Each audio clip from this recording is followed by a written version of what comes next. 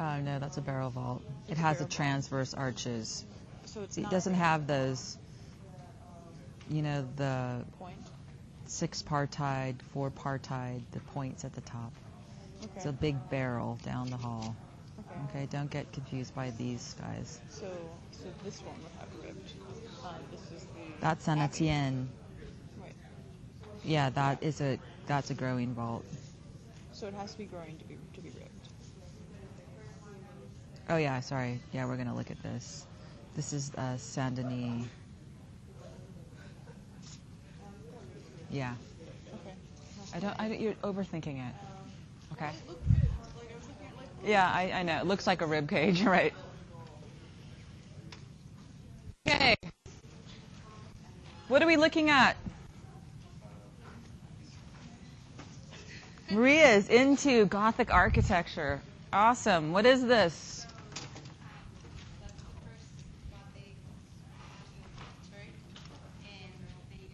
And it's called what? What is the first Gothic church called? Alexa. Saint Denis. Just the whole church isn't Gothic, just parts of it are, okay?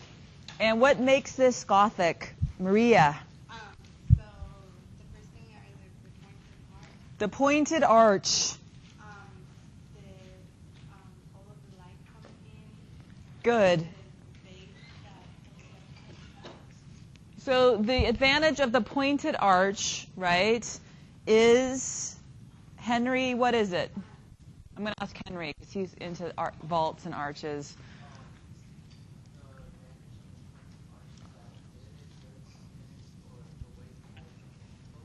Okay.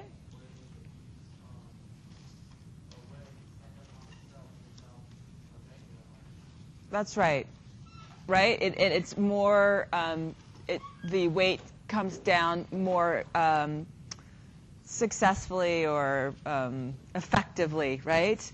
And it doesn't require extra buttressing from the walls themselves, okay? So what we see is almost like kind of a skeleton, right, of these large piers that come down that can support the arch. And I think the video does a great job, right, where you actually see the making of a growing vault with that keystone or boss stone set in the center and how all of them work together. And then it's that kind of pressure that kind of makes it all contained. Of course, in the Gothic cathedrals, we're going to see it's going to need extra buttressing. Where does this buttressing occur? Phil? On the exterior of the church, and we get what's called the flying buttress, holding up basically the arches, okay? Adding that extra support. Here in Saint Denis, which was the brainchild of who?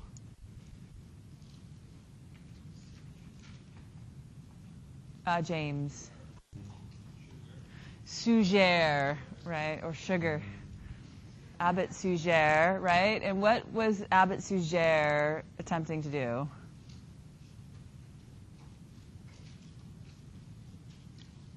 Tommy.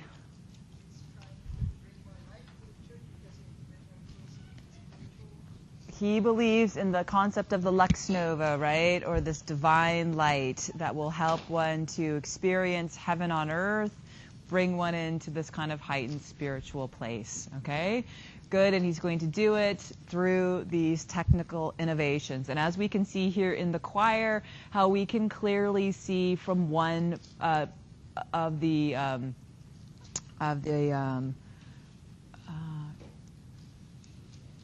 sorry, God. These are the chapels from one chapel to the next in this very kind of opened type of space. We can see a great contrast here when we look at the choir through the very heavy piers of the Romanesque nave, which is part of Saint Denis as well. Okay, and as we mentioned last time, this is very much typical of these churches, which are kind of works in progress, built and added to over time. Here is, interestingly, the exterior of Saint Denis, and I'm showing you it on the left, and I'm comparing it to Saint Etienne. What do we make of this? Yeah, Miguel. Yes, we can. The same buttressing, right, on the outside. There it is. It's actually very similar, right? We see the towers here. We're looking at a different side, obviously. What's new? Yeah, Miguel. Sorry, Gerber. It's a lot more decorated from the outside. There's stained glass windows now. Okay, good. We see more decor, particularly this stained glass window here, right? This is called a rose window. These circular windows, which are going to be used widely during the Gothic period as kind of a decorative aspect to the churches. Also, if you look here too, the doors are going to be greatly expanded. And as we know, this is going to be a place where we're going to see a plethora of sculptural relief. And the doors are going to be more and more decorated now with jam sculptures on either side. The sculpture on Saint Denis from this period, the early Gothic period, does not survive, but we have a good idea of what it looks like when we look at another cathedral, Chartres Cathedral, which was burned in a fire, but one portal, one side of the church remained intact.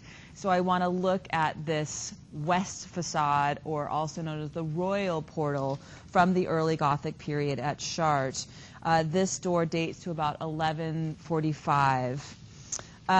Here we can see the extravagance and the amplified decor of the tympanum, right?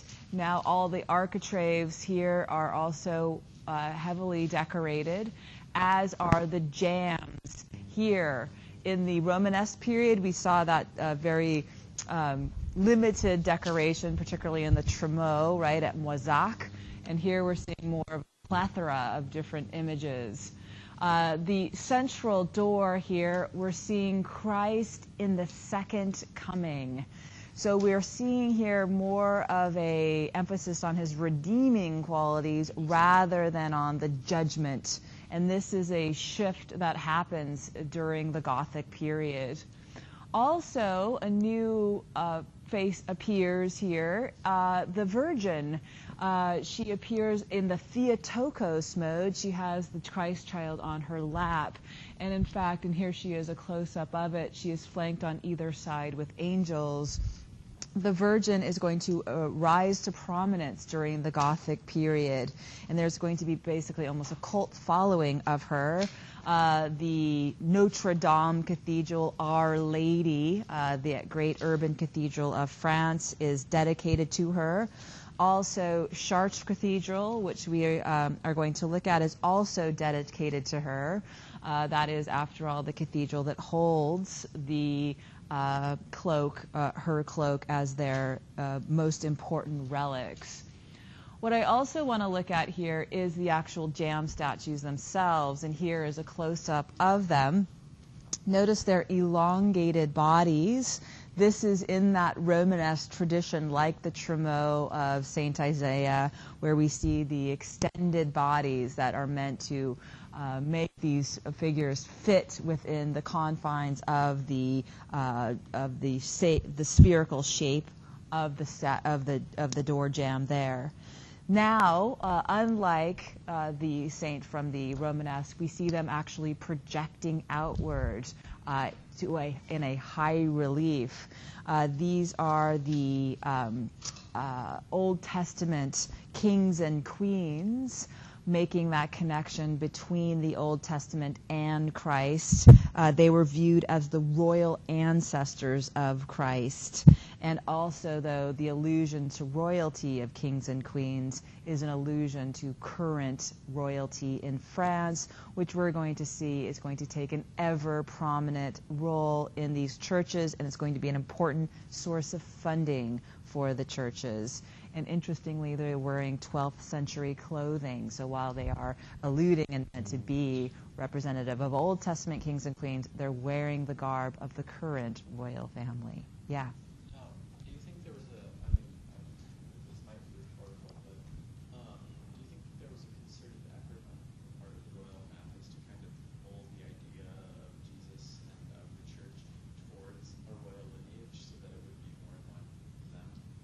I think that would be a very interesting point, and I think one that could be argued very successfully. Because I don't know of any historical stuff pointing that Jesus having any noble ancestors. No, it often is. That's a typical connection that's made, marking his genealogy, and also the genealogy of the Virgin is something that was widely practiced. Yeah, Leo? Abraham, who we know. That's right. And this is very much a source of interest and has been from the very beginning, as is the lineage of the Virgin as well. Okay, so let's look at the actual cathedrals, the Gothic cathedrals that we see at this time. And I want to look here at Leon Cathedral, which was built about over a period of time, began around 1190. Here we see a fairly complete view of the early Gothic architecture. We do see the extended walls now, ever taller. What we see in the Gothic as a point of kind of breaking up the side of the walls is the addition of yet another level in the side. This is the triforium. This is that purely decorative addition to the walls that are meant clearly just for decoration and to eliminating the continuous surface on the side of the wall. They appear here. We see the colonnade, or also known as the arcade, the gallery here. We see the triforium, and then up above the clerestory, which gets ever bigger in the Gothic period. And I think the video does a good job of kind of showing us the actual structural elements of these gigantic compound piers. And this is a good time to kind of look at this. Nancy's head is spinning. I don't want us to lose sleep on trying to remember these architectural elements, okay? This is way too fast to try and absorb fully Gothic architecture. What we need to know, right, is an emphasis on verticality, where we see the addition of a new element in the side of the walls, the triforium. This is to encourage the vertical play. Also, the enlargement of the clerestory or the windows in an attempt to get more light into these spaces. And also, we're going to see these halls here breaking away from the kind of clear bays like we see. Let me compare this to Saint-Étienne, our Romanesque example. If we look here, we can see how different these really appear. Where we see, the clear bays here, where here's a six-part-tide vault, then another. This adds that processional quality where you're moving down the aisle. What we start to see in the Gothic is a movement away from that into one clear, open hall, a continuous space down the center. And this is where the architects are going to kind of move as they perfect this. And the video does a good job of talking about the kind of sense of competition that was existing between the different cities or townships to create these extraordinary buildings, which of course would draw huge crowds to the city and would be a source of revenue or income for the towns if they would invest in this way. So the towns would then tax themselves to build these buildings. They'd also take their relics. They'd put them, out there, lease them out to other churches as a way to kind of build revenue, as well as courting landed nobles in the royal family as well. Okay. So here we can see let's look at the difference. How can you see the differences here? We've got a Romanesque and a Gothic. Cole.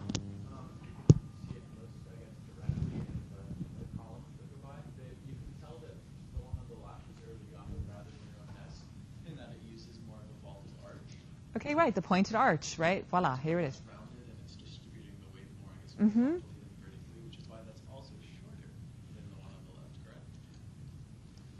This is shorter? No, that's taller than the one. It appears, whether it is or not, I don't know, but it appears as part of it is the kind of visual quality of the pointed arch, which makes things look more vertical. You can still tell that's early because of the compound. That's right. And also we're going to see more pointed arches emerge as we move on, pointier and pointier, okay?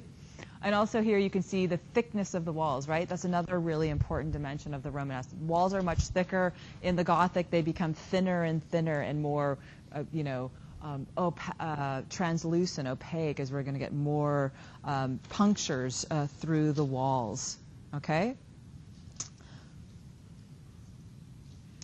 Here is perhaps the most famous of Gothic cathedrals. This is Notre Dame Cathedral, that if you visit France, you will no doubt visit this cathedral built in the Ile-de-Cétis, a small island in the center of the Seine River, which cuts through the center of Paris. Here we can see our Gothic nave, this kind of more of a sense of a continuous hall. Also, if we look at the sides, we can see here the embellishment of the clerestory now, which includes 2 lancets or 2 pointed windows with an oculus above, filled with stained glass. They become more and more elaborate. And of course, this is the first example of the type of flying buttresses that are going to become the norm for Gothic cathedrals. And here we can see them here, running off the side, looking like a row of ribs on the buildings. These are buttressing those extremely tall arch forms. So they come across here, right? They hit right here where that arch, right in between that weak spot between the 2 clerestory windows. And I think the video did a great job, right, of showing an example of one that was misplaced and the effects of it and how important this was to render these buildings habitable, and extraordinary that they've lasted for such a long period of time. What's also interesting about these high Gothic buildings, if we look at the facades, which are going to change as well as there was so much emphasis on the nave and the interior here. I'm showing you the facade of Rheims Cathedral, built around 1225, or the facade, and then comparing it here to Saint Etienne. So what do we see going on here, Miguel? Yeah, the same basic structure, right? Yeah, that's right. The towers, but of course we see an extraordinary new level of embellishment, right? The kind of transformation we see that, of course, the pointed arch form appears everywhere. Also, the portals become absolutely huge, right? Gigantic doors. And look, instead of the tympanum, what do we see now? Stained glass windows in the place of the tympanum. We still have this emphasis on kind of a sense of proportion. The number 3 having an important quality. We have these kind of trace-like patterns throughout, much more embellished and decorative, giving it this kind of lacy quality. We often, interestingly, we talked a little bit about scholasticism and the introduction now of kind of the rational form or philosophical stance of dealing with the world versus that of mysticism and the very faith-driven type of understanding of the world of the Christian period. And interestingly, art historians have drawn a parallel between the Gothic churches and this kind of attempt to combine the empirical approach of looking at the world with that of the mystical in this kind of interest and play between transparent and opaque surfaces that we see in Gothic cathedrals. This play of the heavy stone versus the stained glass windows, which are 2 kind of antithetical textures and building materials, and the way in which we see them kind of combined in an orderly way, not unlike the process of scholasticism when one tries to explain through rational argument basically mysterious, faith-driven ideas about, let's say, the existence of God, which is kind of an interesting parallel that I want to mention to you, that the kind of theory of medieval architecture is one that is very rich and interesting. We just kind of scratch at the surface of things in our class. Here is Chartres Cathedral, the big first high Gothic building of its time. Chartres had experienced a fire in 1194 that burned it down. As we know, this was not a rare occurrence. It happened regularly. After it burned, church officials had to raise money to build a new church. And they went with this new, larger form, much bigger than the monastic churches or even the pilgrimage churches, an urban-style cathedral that was built over a long period of time.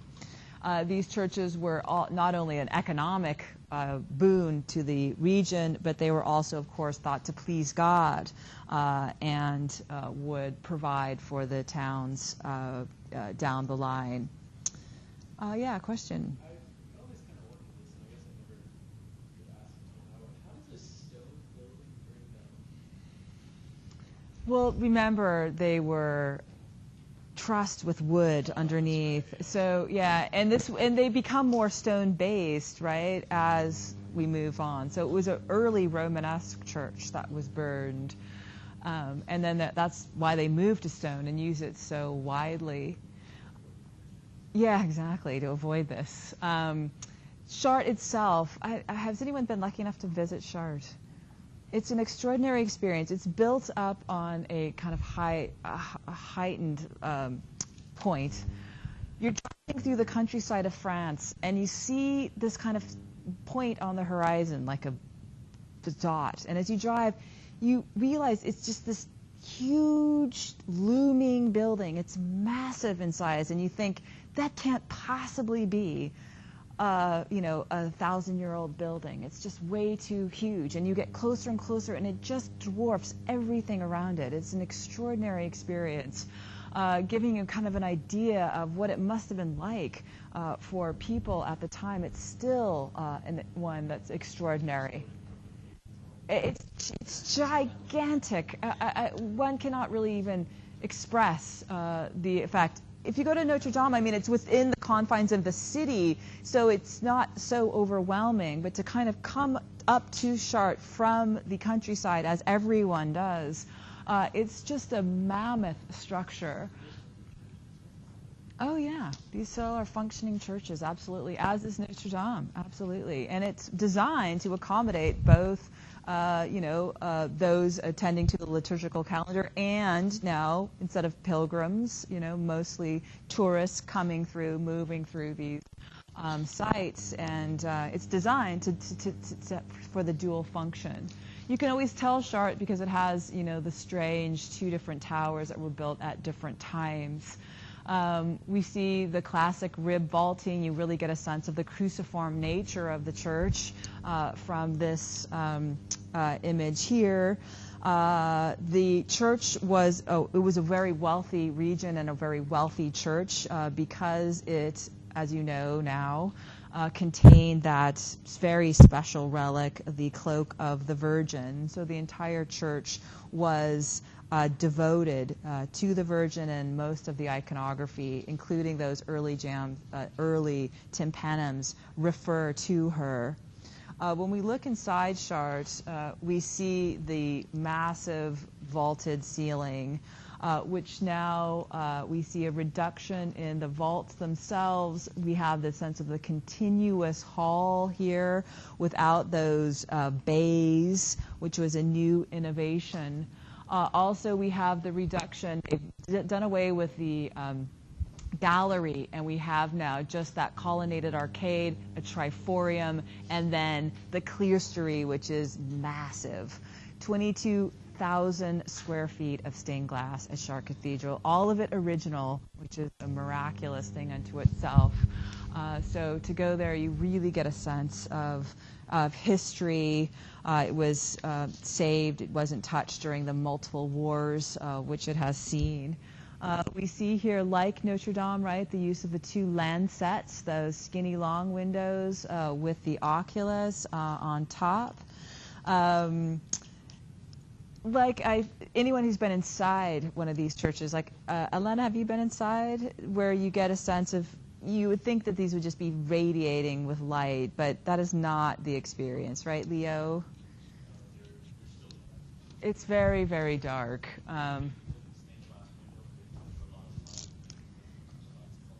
Yeah, and it's almost like a play of color against the ground and the darkness. So more kind of kaleidoscopes of color than really light-filled. So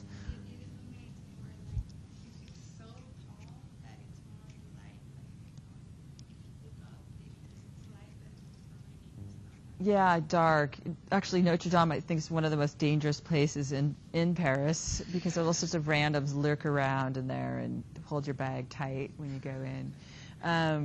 But the effect of the light and the colors really give this kind of extraordinary spiritual feeling inside of these churches. And of course, this is something that was part of Abbot Suger's plan, which was clearly achieved in these cathedrals.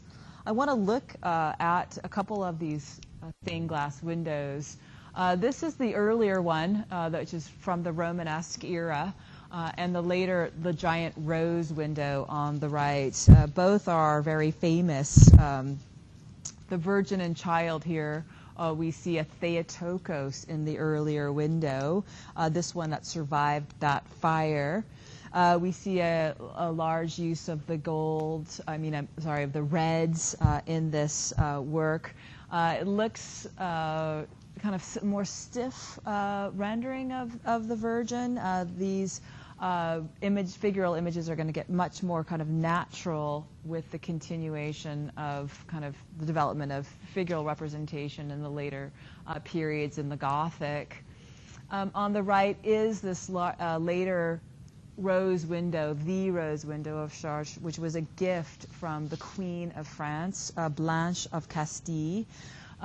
We see in the center here another rendering of the Virgin and Child with 3 groups of 12 elements radiating around her. And of course, all of these numbers have significance. Of course, 3, the Trinity, and 12, the center of the apostles.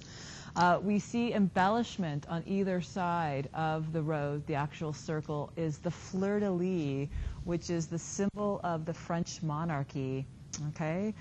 Which here is, telltale of the royal donation of this church, of this window.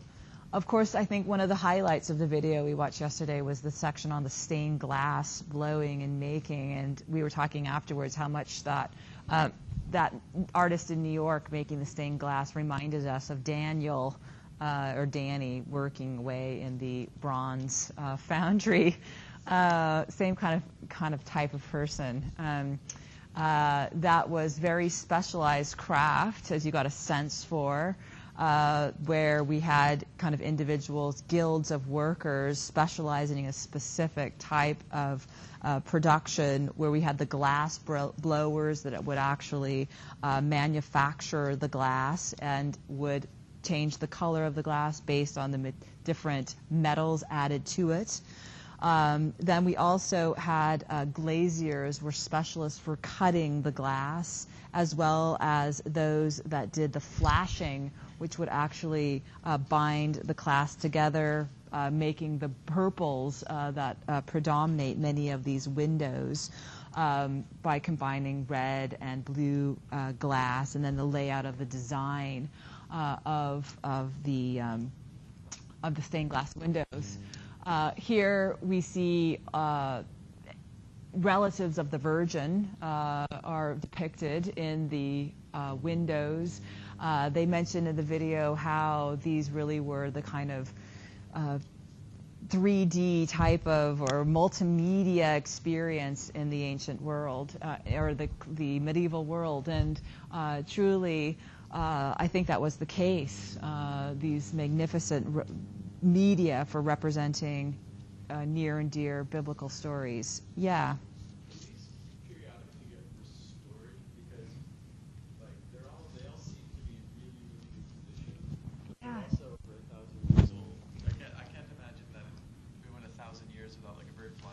Yeah, I mean, that's part of the miracle of these. I don't really know the restoration process, but I mean, it's just extraordinary that they're with us, so much of them. It's really kind of a highlight of Chartres. Yeah. Well, no, because there's no pressure, right? Because all of the weight bearing is done by those large piers, right?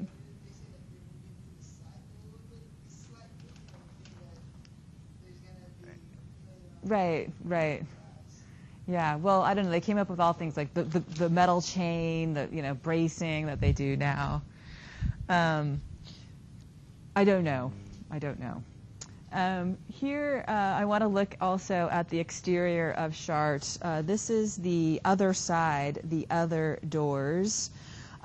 These jam statues are the porch of the confessors. So this is the early Gothic portal, and here is the later Gothic portal. And here you can see the kind of trajectory and what has really happened from the earlier period. We see here now further relief, right? But interestingly, no longer are these figures kind of confined to the elongated cylindrical shape of the column, but rather emerge from them, kind of twisting and turning and actually interrelating with one another in a much more natural way and means. And of course, what we're seeing here is a transformation which will continue into the Renaissance, which is right on the horizon here, with a full-blown evaluation of classical antiquity. And we're going to see these artists are going to look at classical works of art as a source, and we're going to see an even further turn towards naturalism and the understanding of the workings of the human body. But this is already at play, as we can see here in these statues. Okay, I want to look at some of the artwork that emerges from the Gothic period. Not surprising, it's going to be some of it very much connected to the practice of the creation of these incredible cathedrals. This is an extraordinary work. It's pages from an artist's sketchbook. This is a man named Villard de Honcourt. He was a master mason, one of the men that worked on these cathedrals. This is what he was up to in the early 13th century. And the book shows his kind of doodles, plans for church buildings, also perhaps stained glass window design, various kind of architectural techniques. These were the kind of books that were used commonly, as instructional tools for apprentices or assistants. And here we can see the kind of a little window into the mind of this artist and the way that he is seeing basically geometric shapes as a premise of all shapes. And the arts of geometry were extremely important in the Gothic period. And this idea that all shapes basically derive from these geometric forms that have symbolic significance. For instance, we know the triangular form, which here is forming the basis of a man's face, is of course representative of the Trinity. Similarly, we have a pentagram, which was a symbol of builders at the time. Circles were also used widely. Circles were symbols of God's eternal love for us. And this kind of understanding of geometry as a basis of the natural world infuses it with a divine meaning for these artists and Gothic thinkers. And my favorite page from the book is this kind of investigation into animal forms. And this is an important component of Gothic thinking, is the natural world. And here we see this lion, not really clear if he'd actually ever seen a lion in real life. We see him rendering the body is a circle, and you can see the perfect circle of the head, and actually right in the center is the dot, right, that he's using a compass, a simple compass to render these forms, and there is the dot in the center from which the compass would turn to create the perfect circle, and similarly through the body as well. Here below we see this is supposed to be a porcupine, a little drawing of a porcupine, which is quite beautiful.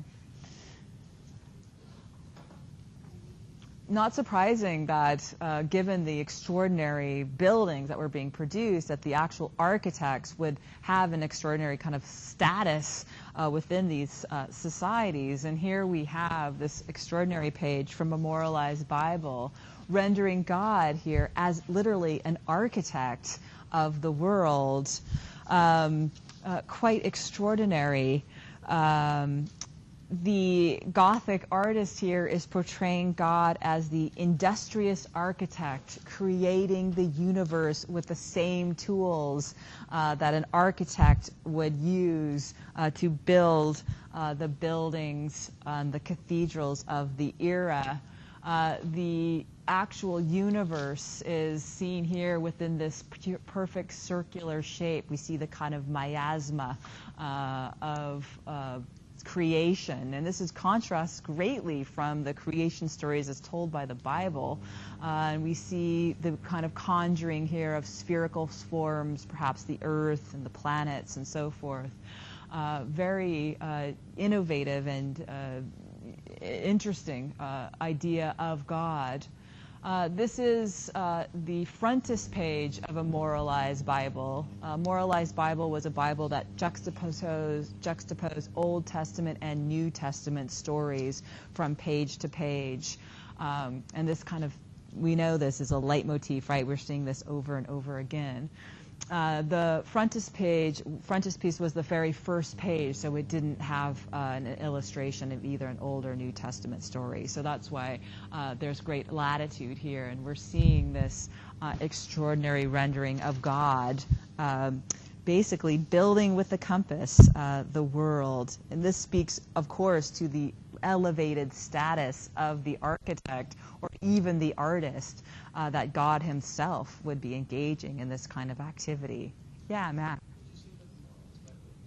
Oh yeah, it's just basically a juxtaposition of Old Testament and New Testament passages.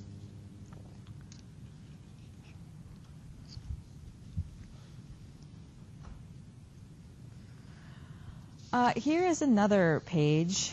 This is from another Moralized Bible. This is the Moralized Bible of Blanche of Castile and her son, Louis, this is a mistake, Louis IX. Louis IX, Blanche of Castile was the regent for her son, Louis IX, ruled in his place from 1226 to 1234 until he came of age and became one of the most beloved of all medieval kings. He is going to be a great intellectual. His personal collection of books basically forms the core of the Bibliothèque Nationale, National Library of France today. And he was, anyone has been to the Marais district of Paris. This is the realm of Louis IX. He was an extraordinary influence during this period and actually becomes a saint down the line. The book arts are going to enjoy a great renaissance during this time. In the Gothic period, basically we're going to see the shifting away from the creation of books from the monasteries into urban workshops, where we're going to see teams of lay people, artisans really specialize on specific tasks, taking that skill, really moving it from the monastery here into the secular world. And the royal court of France is going to have its own workshop that is going to be basically producing extraordinary works of art. But the same artists aren't necessarily only going to be working on books, but they're also going to be engaged in other artistic pursuits for the royal family as well. So there's lots of kind of confluence between projects where we see here in this Moralized Bible, we're looking at here Blanche of Castile up above, and she's in this triple-lobed arch, which is going to become a widely used architectural device during the period. And here is Louis IX, the young boy king. And then underneath we see a monk dictating to a scribe who is working below. These are obviously to show these artisans and monk engaged in this creation of a book in the same page as the king and queen, speaks once again to this elevated status of the artist during this period. And the luxurious nature of the page and the new tastes of the royal family, which we see well articulated in beautiful works like this. This is a page from the Psalter of Saint Louis, the king himself. This is Abraham, a story from the Old Testament, Abraham and the three angels. We see an extraordinary amount of embellishment around the border here. And in the story here, we see the angel appear to Abraham, informing him that his elderly wife, Sarah, will bear a child, which is a miracle. And these kind of course, miraculous inceptions or conceptions are, of course, prefigurations of that of Christ. And then we see him being told here, and then later, in this kind of double narrative, we see him serving the angels as Sarah kind of looks out here. The figures themselves are very elongated and elegant, and this harkens to a new style that emerges at this time called the Rayonnée style, which is a court style favored by the royal family, in which we get these kind of elongated, elegant forms, kind of lavish usually, which reflect their tastes and their own lifestyle. Okay, Rayonnée, we see that in the elongated forms. R-A-Y-O-N-N-A-N-T,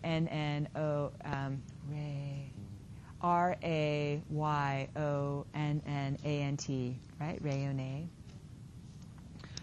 It's a French term.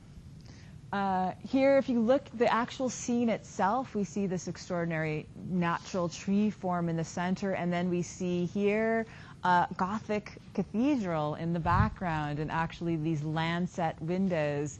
It is believed like the same team of artists that were working on the Psalter of Saint Louis were also engaged in working on the personal chapel of Saint Louis, this extraordinary site, which is called Sainte-Chapelle, which was built to house the crown of thorns, which Louis purchased from the Byzantines.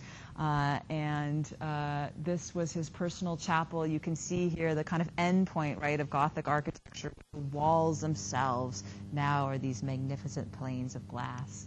Yeah. Do you mean like the actual crown of thorns that Jesus? Yes, I do. Do they still have that? Yes, they do. Oh, wow. Yes.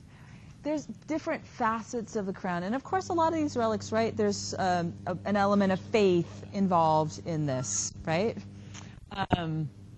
And so here we see, most notably now you can go to Sainte-Chapelle and they play classical music in the evenings if you're in Paris for summer concerts. Yeah, it's beautiful and it's not too expensive and definitely something you should go and do. While you're there. It's a kind of an extraordinary acoustic experience, and it's not. It's a public. It's an everyday thing. Very extraordinary. But you can see the kind of architectural elements here in the Psalter, in the Sainte-Chapelle architecture. Our last work of the summer school is this one. This is the version of Jean de Vieux, a absolute great example of the Rayonnée style. Here we see a extraordinarily beautiful, young, lovely rendering of the Virgin. This is a reliquary. You will note in her hand she holds a fleur-de-lis, which is a symbol of the French royal family, and in it held a single hair from the Virgin's head, which was the relic which this was built to hold. It's interesting to watch, right, the evolution of the Virgin. Here we see her in earlier period, the more kind of severe. During the Rayonnée, she gets much younger, much more beautiful, much more princess-like, like those people that are commissioning the works of art themselves, okay? So it's part of this kind of turn towards the courtly. I also want you to note the way in which she is positioned and what we're starting to see here through the body, right? We're starting to see an interest here in the swaying of the body. We're starting to become interested in a sense of movement and dynamism in these figures. We're still a bit away from the actual study of the anatomy, and rather than, you know, the kind of study that is reflected in Praxiteles' work, with, of course, that contrapposto stance. What we're seeing here is more of an S curvus, just a kind of a non-natural swaying of the fabric in which she wears, rather than any careful articulation of, you know, anatomical structure. This is something that is on the horizon, however. If you want to sign up for 1B, this is basically where we start. With the late Gothic and the new investigation into the classical world, which is the Renaissance. So that's all I've got for you today. So we'll see you tomorrow. Good luck with your studying, and all of this is on the test, obviously, all those key works and everything. So be on time tomorrow, okay? I'm going to start on time. See you later.